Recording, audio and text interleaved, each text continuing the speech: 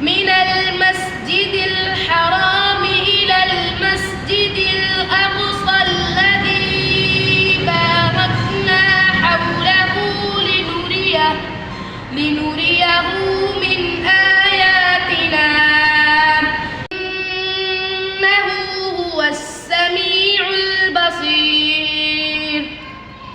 وآتينا موسى الكتاب وجعلناه هدى لبني إسرائيل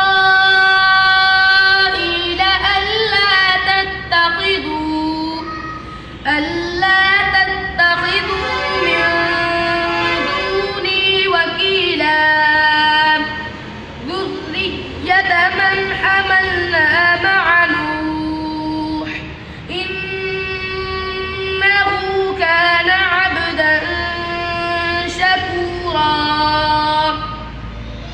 وقضينا إلى بني إسرائيل في الكتاب لتفسدن في الأرض مرتين ولتعلن علوا كبيرا. فإذا جاء بعد أولاهما بعثنا عليكم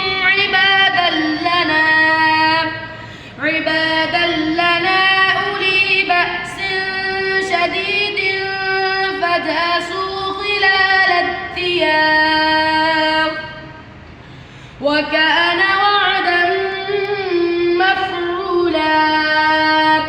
ثم رددنا لكم الكرة عليهم وأمددناكم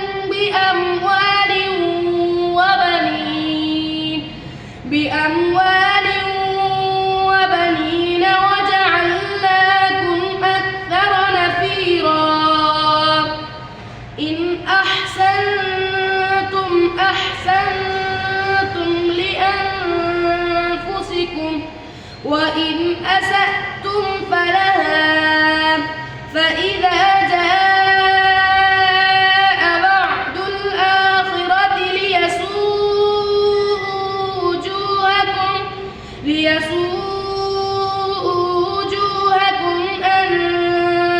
وجوهكم وليدخلوا المسجد كما دخلوه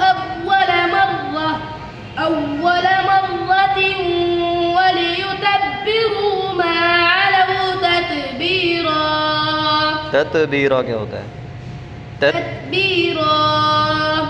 عسى ربكم أن يرحمكم وإن عدتم عدنا وجعلنا جهنم للكافرين حصيرا.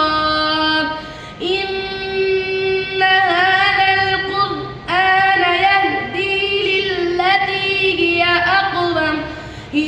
أقوم ويبشر المؤمنين الذين يعملون الصالحات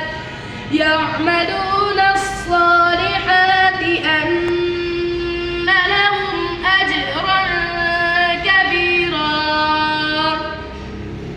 وأن الذين لا يؤمنون بالآخرة أعتدنا لهم عذابا أليما. ويدعو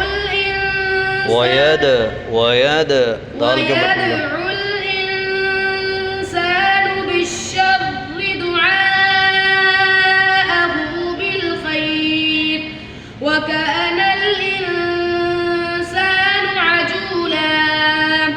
وجعلنا الليل والنهار آيتين فمحونا آية الليل وجعلنا آية النهار مبصرة لتبتغوا فضلا